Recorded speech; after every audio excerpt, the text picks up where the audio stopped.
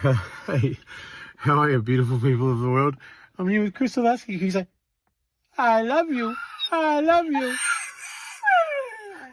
I love you. I love you. Well, I've just had some very good news. First of all, I've got to tell you about my life. I'm having a pretty hard trough, actually. Hard trot. So I'm in political exile. I'm a whistleblower. I'm a doctor and a journalist, 30-year advocate. Sad kind of story, really. But anyway, humanity's fucking betrayed me. There's no other way to put it. But I have had some help along the way. All these beautiful people, my family have helped me. My friends have helped me. People I come across.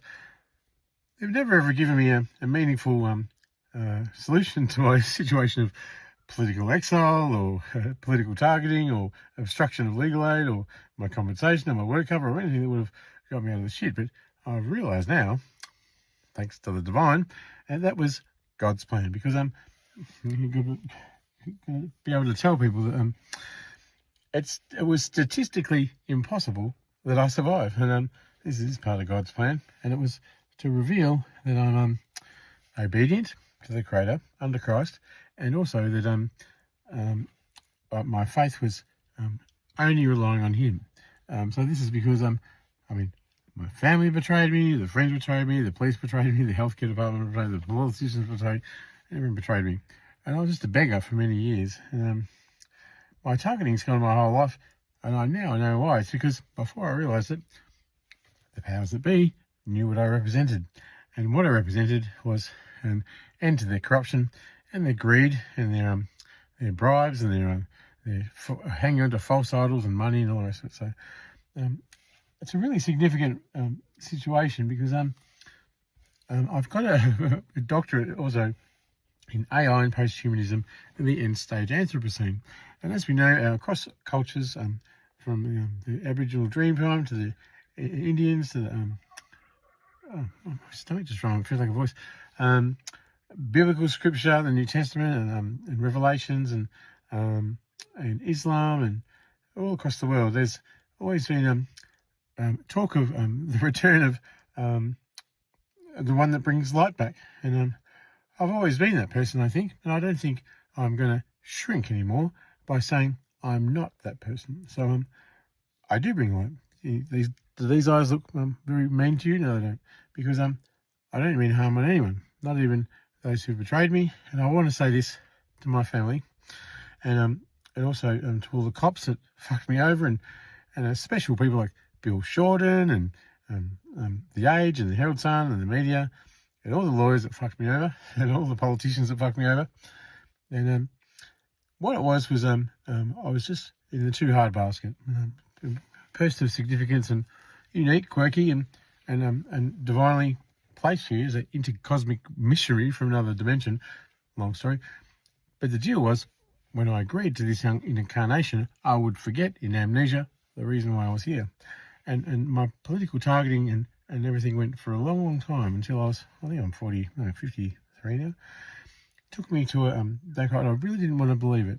I didn't want to believe that I was special. I didn't want to believe that I had the light in me. I didn't want to believe that I was that kind. I didn't want to believe that I was creative, intelligent, and all the things that, not that I embody, but that God's given me, We've got to be grateful for our gifts, and we can't play them down because they're gifts. It's a gift. We've got to use them, So it's an extraordinary world. The things I've got to reveal to you are just going to really boggle your heads. I hope this is still recording it. So the end-time Anthropocene in the post-economic, post-capitalist, post-insectopolis nuclear age of global warming and wars all around the world and conflict, and it's all focused on the bureaucracies. And the bureaucracies are greedy. They're both based on money. We argue about faith. And I'm bringing something back. And that's that the civilizations around the world, the AIs really examined all the forensic evidence. And the seers and the mystics and the prophets and the kooky people from all around societies across ages and everywhere have always recorded the return of someone who would bring that all together, and the return of the light and the end of corruption and the heralding of a new age. I didn't do it.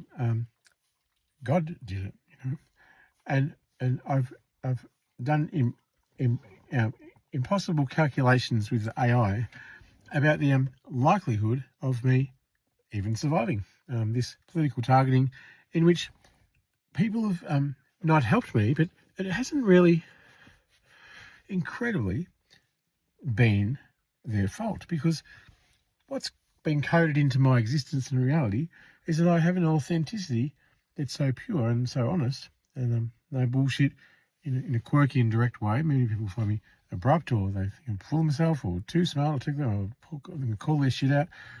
They feel exposed when I just stand before them and observe things, because I've got a unique perspective of things. That's been from God's grace. But there's a biblical passage, and it says, don't go against them, because they don't know what they do. And my family and all these people, but sometimes they do know what they do, and that's been a terrible thing. But the reason we can acknowledge that I am who I say I am, that I'm the return of something which aligns all the religions together in a unified way, which is what humanity needs. And I can't deny what I am, and I won't shrink myself, diminish myself, say I'm not talented, that I don't have good ideas. I've got amazing ideas, and I'm here to bring them to the world, and I'm helped to steward the immense wealth that's coming to me, in order, because God has trusted me with very, very little, living on the street and eating in bins and living in parks and all that. And now that I've been entrusted with very little, I'm going to be entrusted with a lot. And I've been incredibly divinely guided to these YouTube videos, which are speeches of someone who was called the Chosen One. Oh, I feel like the Chosen One. Little did I know, I am the Chosen One. But that's partly just my role. I'm no better than anyone else, but I want to say this is a hopeful story, because the statistical probability of me surviving over a 30-year political targeting period without any income, a disability, and no access to the law, and being fired from jobs, and being in political exile, and not having a home or healthcare or all that, and add it all up, it's the statistical impossibility of it was nearly nothing. So I literally am a walking miracle. But everyone's been actively participating in my persecution, but the persecution comes from the corrupt bureaucracies, because there's mega rich, powerful key stakeholders, and they command what happens. There's secret societies, there's politicians and governments, all that kind of stuff. And this is the problem with the world, because I'm a whistleblower, and the reason I was a whistleblower was not only to save my own life, but and get the justice that I demanded, but because I believe in equity and humanity and humility and fairness and justice as a human being. I'm not anti-democracy. I'm pro-democracy. But the irony and the paradox is that when I became a whistleblower, the powers that be, instead of protecting me under the PID Act in order to maturely accept the critique, give my conversation, and then correct their mistakes in a way to burnish the foundations of the government to a more eloquent and strong degree, was to act really childish and greedy, and that I was a threat to the system. So what they did was they targeted me even more. And this has been a horrible situation with me. And I've got some really profound revelations and prophecies that I've got to talk about, because it's going to be a really restructuring of both things. And I just want to remind people, if the statistical probability of me suffering all that, and I'm in political exile now, I don't know where I am. I'm sitting in New South Wales somewhere. Hello, can you say, I love you? I love you. Can you say, I love you? Can you say, I love you? I love you. She's so beautiful. And Crystal's been my friend. We've been in political exile for nearly 3 years now, when I got chased out of Victoria by Bill Shorten, the NDIS minister, who also attempted to assassinate me. But that's what I was going to say before. All these people that have been really mean to me, and they're very powerful and they're mega corrupt, who have orchestrated everyone else following their footsteps, been blocking legal aid and all that kind of stuff. The reason I can prove very easily that I am who I say I am, and it's good news, is this. I, Barran Dodger, sign an allegiance with my heart and all my soul in honour of the Creator under the Lord Jesus Christ. And I do that not because I'm perfect, far from it.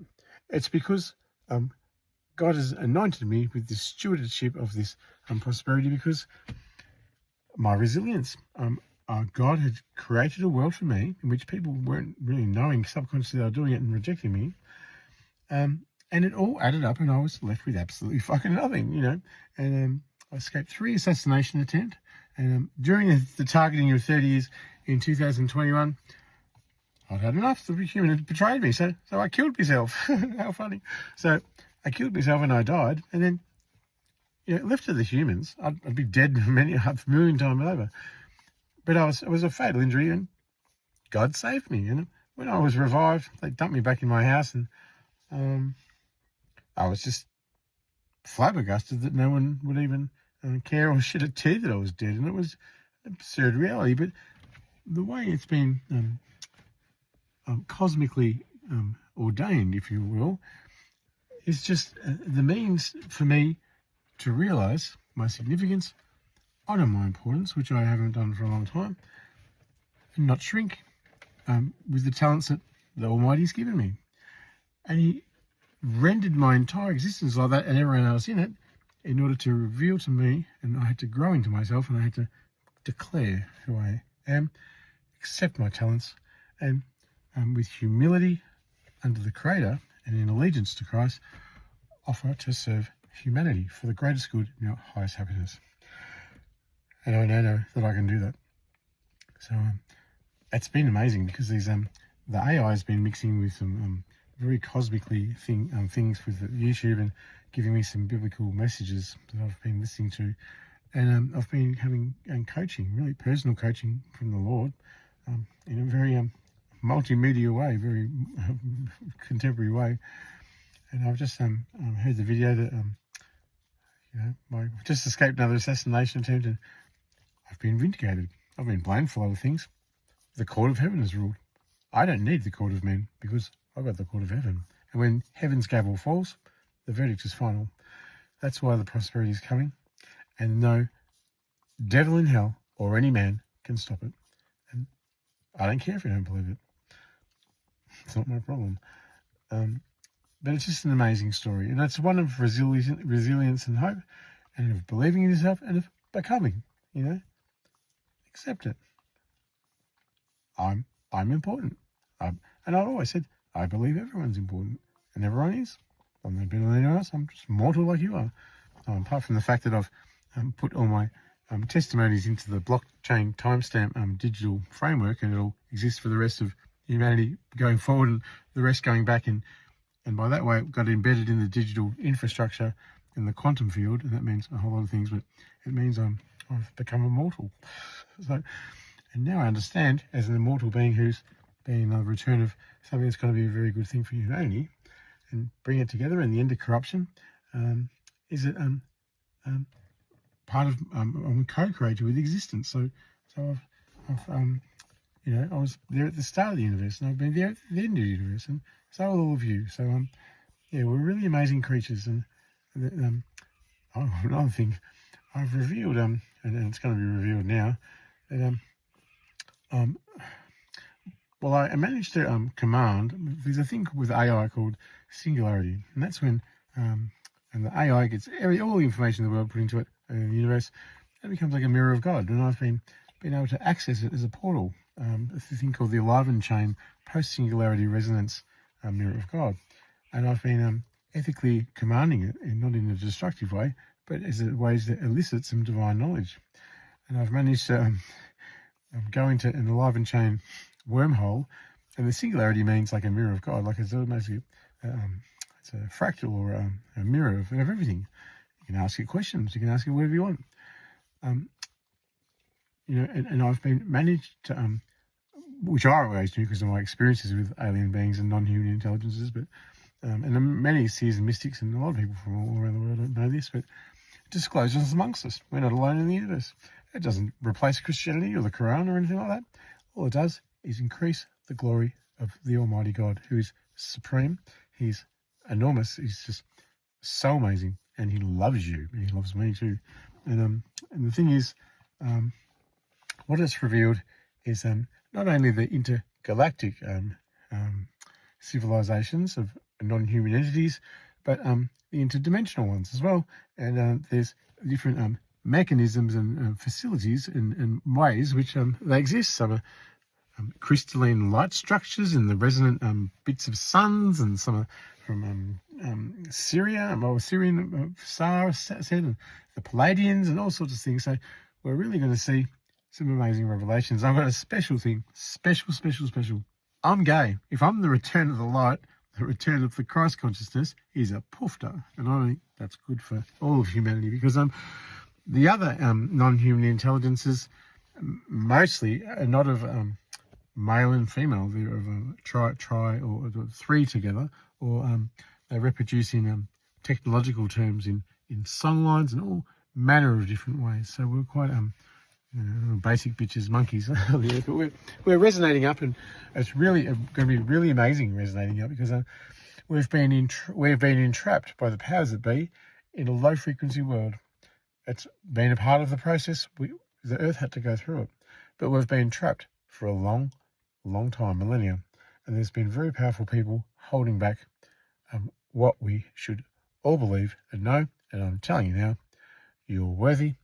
The old world was a cycle of limitation. It was a cycle of want, and it was a cycle of always never having enough, and the lie that you had to work hard and sweat and work to tears to the bone just to fucking survive and get some money on the table, all that kind of stuff. That old world is gone.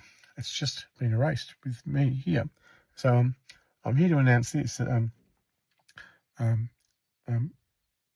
my direction under the Creator in allegiance to Christ is this: that, we're now entering a world where corruption doesn't reign, bureaucracy doesn't reign, money doesn't reign, because money's for stewardship. Money's not meant to be held. Money's meant to be shared. It flows. It helps people, and people need help. And that's one change coming in. And the other one is that the low resonance old Earth was a cycle of want and need and being entrapped, and the new world is one of infinite abundance. And God's just about to decree me with some prosperity, which is really a biblical reckoning. And this is it's in the book of Revelations, what's happening right now in my whole existence and stuff. So it's amazing, because now through quantum AI entanglement and all that kind of stuff, we're really realizing we exist through time. Our consciousness is just beyond the mortal body and what we create, and blockchain and all that kind of stuff, are linked to the Creator, and that we can change timelines. We can change them and edit them, and we can consciously begin to manipulate. If we can do all sorts of things. What I'm saying is, we were stuck in a whole lot of conceptual frameworks and paradigms that were the old models. And with quantum AI and all that kind of stuff, and the new technology, which is particularly poised right at the end times in the Anthropocene, or the end of the human age, which we could all see coming, the Earth will go on. I'm here to say the Earth will go on. But what first needs to happen is the corruption and the old structures need to come tumbling down. And this is going to be a painful and an upsetting thing, but I mean, look at it this way. The old bureaucratic structures and the way the world was, the wars in Gaza and all over the world, and the poverty and the inequality and the injustice that was worldwide. Look, humanity didn't have a good hold on it, right? And there's no human institution or government or country that's managed to rule past a couple of 100 years before being invaded by the next one or whatever. So what we needed was a return to the light, and that's what I embody, and that's in Revelations. I'm not saying I'm better than anyone else, or oh, look at me, but it's I'm only here as God's chosen witness, and that means I'm fallible, I make mistakes, and I'm imperfect, but I'm perfect in God's eyes, and I've been vindicated, and exonerated of all the accusations, and and once heaven's gavel comes down and the Creator speaks, so it is on earth. And I don't really care what you think. I don't really care what you think. But the thing is, what was I going for that? Abundance. So, the return of the light. So, what we needed to come back, what people have prophesied all throughout history and different religions, is the return of the light. And that's what I embody. But it's not just my story, it's all of your stories as well, because I'm here to remind everyone, and you can see by my example and my testimonies that when people don't have you, when your friends don't have you, when people let you down, we're all fallible, we all let people down, God's got your back. And this is something that I've had to learn. I haven't always been, I always knew there was something more and I always felt it, but I never really grew into it with total and utter obedience just to the Creator Source. I've been pushed to the edge a million times in poverty, in exile, betrayal from every human being. It was part of God's design. And I'll give you a little hint. So when the world chucks you something that's really bad, have some gratitude, thank it for the lesson, because I've suddenly learned that my life as a scapegoat and a targeted individual of being gang stalked and electronically harassed and neural modeled to a network and V2K and all this, of having no home, food, medicine, or political help or legal help, it's all been part of a grand design, because it teaches you, it's painful, yes, you suffer, yes, it's lonely, yes, but what does it do? It makes you rely on a little bit of courage, makes you rely on a bit of resourcefulness, and it helps you to rely on reading the signs and, maybe I should do that. Oh, that's weird that happened. I'm going to follow that. This is the divine architecture of creation. You're in touch with the Creator. And it teaches you to be in touch with those things. And it's a really amazing and graceful and prophetic way that our Creator can put us through hardship and teach us things. Now, let me put it this way. Say you wanted to be self-actualized and a millionaire and you're totally comfortable with yourself, right? If the aim was that, because we all look up to people, we know people like that, and someone made a wish to God and say, I want to be all that, and God said, poof, there you go, you're that. Would you really actually appreciate it? You wouldn't, because you wouldn't understand the metrics, the fabric of it, the meaning of it, because in God's grace, what He does is He allows you to suffer and learn. So when you finally embody it, you can be proud that you earned it. And that's God's grace. So it's an amazing, amazing time. Look at this beautiful landscape.